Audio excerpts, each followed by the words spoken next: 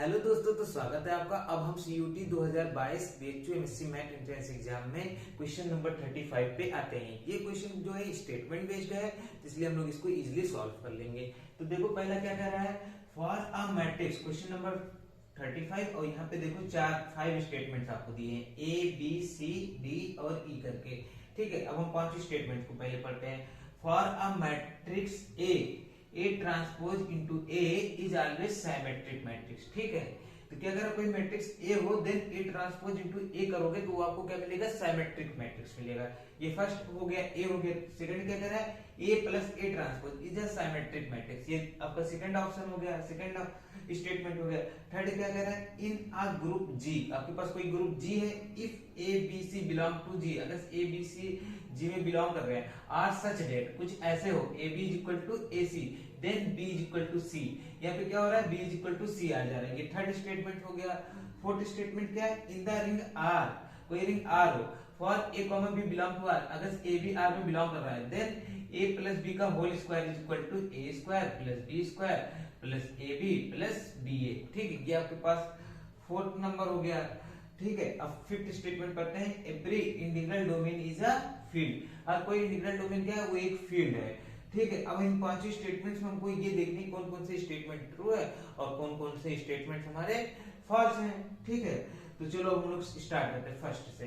तो ये देखो क्या है, ये कुछ रिजल्ट्स हैं, तो इसलिए मैं इनको सॉल्व यहाँ पे नहीं कराऊंगा या प्रूफ नहीं कराऊंगा, वो सीधे आपको बताऊंगा कि ट्रू है या फॉल्स है। ठीक है, तो देखो पहला क्या कह रहा है, अ मैट्रिक्स A, अगर कोई भी एक मैट्रिक्स A हो आपके पास, then A transpose into A, ये ऑलवेज क्या होता है, सिमेट्रिक मैट्रिक्स होता है। ये ट्रू है, तो इसको टिक कर देंगे।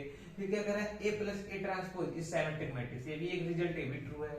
ठीक है, फिर अगर आपके पास कोई ग्रुप हो, अगर A B C उसमें बिलोंग कर रहा है, ठीक है, और A B equal to A C हो, तो देन वहां पे क्या होता है, कैंसिलेशन लॉ होल्ड होता है। ग्रुप में कैंसिलेशन लॉ होल्ड होता है, तो by left cancellation law A A cancel हो जाएंगे, B इक्वल टू C आपके पास आ जाएगा। तो थर्ड स्टेटमेंट भी आपका ट्रू है। फिर उसके बाद नंबर 4 डी पे आते हैं। इन द रिंग R, अगर आपके पास कोई रिंग R हो, A B बिलोंग कर रहा हो R में, देन A प्लस B का whole square is equal to A square plus B square plus AB plus BA। इसको आप सॉल्व करना चाहोगे, इजीली सॉल्व कर लोगे और आपको ये आंसर मिल जाएगा। ठीक है, तो ये भी आपके पास ट्रू है। ठीक है, मैं इसको सॉल्व करके दिखा देता हूँ। देखो A प्लस B का होल स्क्वायर, इसको आप लिखोगे तो क्या हो जाएगा, A plus B into A plus B। अब इधर से क्या कर सकते हैं हम लोग, डिस्ट्रीब्यूटिव लॉ लगा देते हैं। ठीक है, चाहे लेफ्ट से लगाओ या राइट से लगाओ। तो हम लोग डिस्ट्रीब्यूटिव लॉ लगा देते हैं। तो A plus B into A plus B into B, ये हो गया आपके पास। ठीक है, अभी फिर इधर देखो, इसमें भी हम डिस्ट्रीब्यूटिव लॉ लगाने का काम करेंगे। ठीक है, तो क्या हो जाएगा, A dot A plus B dot A plus इधर लगाएंगे तो क्या हो जाएगा, A dot B plus B dot B। इसको लिखेंगे तो ये क्या हो जाएगा, A स्क्वायर, इसको लिखेंगे तो क्या हो जाएगा, BA, ये क्या हो जाएगा, AB हो जाएगा, और ये क्या हो जाएगा, B स्क्वायर। इसको अगर ये अरेंज करते तो ऐसे भी लिख सकते हैं, A square plus B square plus AB plus BA। ठीक है, तो देखो यही आपके पास ऑप्शन दिया है 4D वाला, तो ये भी आपके पास क्या हो गया, करेक्ट हो गया। ठीक है, मेरे ख्याल से आपको ये समझ में आ गया होगा कैसे। A प्लस B का होल स्क्वायर मैंने लिखा, तो इसको दो पार्ट में ऐसे लिख दिया, फिर यहाँ पे डिस्ट्रीब्यूटिव लॉ मैंने लगा दिया है। ठीक है, डिस्ट्रीब्यूटिव लॉ लगाया मैंने, राइट डिस्ट्रीब्यूटिव लॉ आप बोल सकते हो, नहीं लेफ्ट डिस्ट्रीब्यूटिव लॉ लगाया मैंने। उसके बाद इसको देखो मैंने सॉल्व कर दिया और आपके पास ये ऑप्शन आ गया। ठीक है, तो आपका डी भी करेक्ट है। अब आते हैं नंबर ई पे। ई क्या कह रहा है, integral domain is a field, तो ये ट्रू नहीं है। आपके पास काउंटर एग्जांपल में क्या है, जेड प्लस डॉट, इसके पहले के क्वेश्चन में मैंने इसको सॉल्व करके दिखाया था। तो जेड प्लस डॉट क्या है, ये एक इंटीग्रल डोमेन है बट ये फील्ड नहीं है। तो आपका देखो ए भी ट्रू है, बी भी ट्रू है, सी भी ट्रू है, डी भी ट्रू है, बट ये आपका क्या है, गलत है। अब देखो अब आपका कौन सा ऑप्शन सही होगा, तो A B C D only true, तो ये आपका सही है। ठीक है, अब यहाँ देखोगे ए बी, तो ए और बी, इसके अलावा देखो सी भी तो है और डी भी है, तो ये तो आपका फर्स्ट हो गया। यहाँ पे क्या लिखा है, ए बी ओनली, ऑप्शन 3, तो ये आपका रॉन्ग हो गया।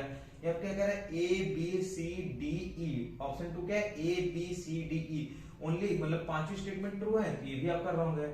यहाँ पे वही चीज हुआ, बीसी को दे रहा है, तो ये भी रॉन्ग है। ठीक है, तो अब आपका क्या होगा, आपका कौन सा ऑप्शन सही है, ए बी सी डी। तो अगर से आपके आपका कौन सा ऑप्शन सी हुआ, वन, नंबर वन। तो आपका नंबर वन मतलब कौन सा ऑप्शन, ए, आपका ए करेक्ट है। तो देखो इस क्वेश्चन को जब आप सॉल्व कर लो, हो सकता है कि आपको चारों स्टेटमेंट ना आ रहे हो, तो यहाँ पर अगर मिनिमम आपको क्या ए के बारे में पता हो और सी के बारे में पता हो, ठीक है, मिनिमम आपको दो के बारे में पता है होना चाहिए, ए के बारे में, सी के बारे में और ई के बारे में। अगर इन तीन के बारे में पता है तो भी आप इसको सॉल्व कर सकते हो इजीली। वो कैसे, देखो जब अगर आपको पता है ए ट्रू है तो यहाँ पे दिया है बी एंड सी ओनली, तो इसमें ए तो दिया नहीं, ये वाला ऑप्शन डिस्कार्ड हो गया। और आपको पता है सी भी ट्रू है, सी के बारे में भी पता है, तो इसमें देखो सी नहीं दिया तो ये ऑप्शन डिस्कार्ड हो गया। और ये आपको पता है ई रॉन्ग है, यहाँ पे क्या कर रहा है, ई को भी दे रहा है कि ट्रू दे रहा है, जो आपके पास ये वाला ऑप्शन है, तो ये आपको पता है रॉन्ग है, तो ये आपका डिस्कार्ड हो गया। बचा कौन सा, यही A B C D only, तो आपका ये वाला ऑप्शन सही हो जाएगा, ठीक है। अब मैं आता हूँ नेक्स्ट क्वेश्चन पे। अब मैं आता हूँ next question, question number 36। Question number 36 देखो क्या है, इसमें दो चीजें दी है, एक असर्शन दिया और एक रीजन दिया है, ठीक है। अब उनके बेसिस पे आपको चार ऑप्शन दिए रहेंगे, उन चार ऑप्शन में से आपको करेक्ट स्टेटमेंट को टिक करना रहेगा, ठीक है। तो अब हम पढ़ते हैं क्वेश्चन नंबर 36 का पहला असर्शन क्या है, late W1 and W2 be any two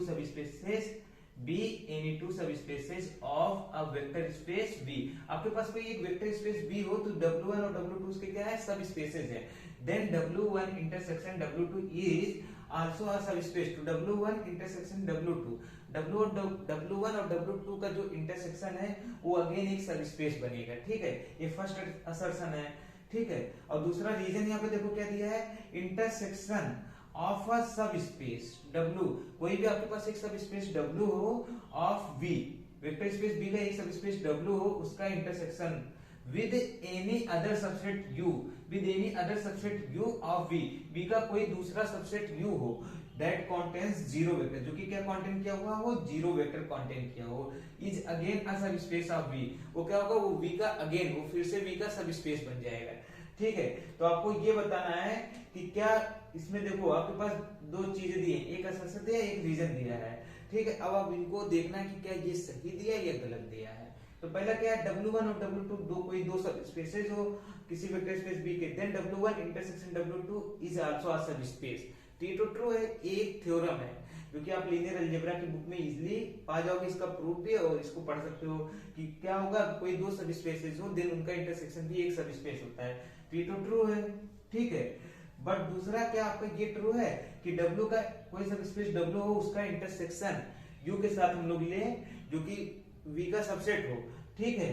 तो और U क्या किया है, जीरो वेक्टर को कंटेन किया हो, वो हमेशा क्या बनाएगा, सब स्पेस होगा V का, उसका इंटरसेक्शन W के साथ हमेशा सब स्पेस देगा, ठीक है। ये आपका सेकंड स्टेटमेंट है, तो क्या ये ट्रू होगा। तो मैं इसके लिए अब आपको काउंटर एग्जांपल देता हूं, ये फॉल्स स्टेटमेंट है। आप ले लो C2 over R, C over R, C मतलब क्या होगा, complex number, C over R, ये एक वेक्टर स्पेस है, ठीक है। ये आपके पास क्या है, एक वेक्टर स्पेस है C ओवर R। अब इसका अगर आप सब स्पेस लोगे तो R ओवर R, इसका एक सब स्पेस है, R ओवर R, इसका एक सब स्पेस है, और हम एक सेट U ले रहे हैं, U जो कि क्या हो, मतलब C का सबसेट हो, प्रॉपर सबसेट ले लेता हूं मैं। एक सेट मैंने U लिया जो कि C का प्रॉपर सबसेट हो, और U में मैंने क्या कंटेन करा दिया है, जीरो वेक्टर जो कि C का जीरो वेक्टर है, फिर प्लस 1 प्लस I मैंने कंटेन करा दिया, और उसके बाद मैंने यहाँ पे क्या कर दिया, 1 प्लस I, और यहाँ पे लिख दिया हूं मैं I, मान लीजिए तीन एलिमेंट को ले लिया U में, ठीक है। अब देखो आपका ये स्टेटमेंट अभी पूरा हो रहा है कि नहीं, कि आपके पास एक सब स्पेस W रहना चाहिए, तो ये देखो सब स्पेस है, वेक्टर स्पेस V का, ये देखो V का सब स्पेस है R ओवर R, ठीक है, सब स्पेस मिल गया है। एक सबसेट U रहना चाहिए V का, तो देखो ये सबसेट जो U है ये V का देखो सबसेट है, ठीक है। और फिर क्या है, U में क्या है, जीरो वेक्टर होना चाहिए, तो देखो ये जीरो वेक्टर भी है। अब क्या करा, इन दोनों का इंटरसेक्शन आप करा रहे हो, एक मिनट, तो मान लो मैंने सब कॉम्प्लेक्स नंबर फिलअप कर दिया ना, बट यहाँ पे आपको रियल नंबर इसमें फिलअप कर दो, जिससे कि इंटरसेक्शन में कुछ है, ये 1 ले लिया, इसको मान लो मैंने 2 ले लिया, ठीक है।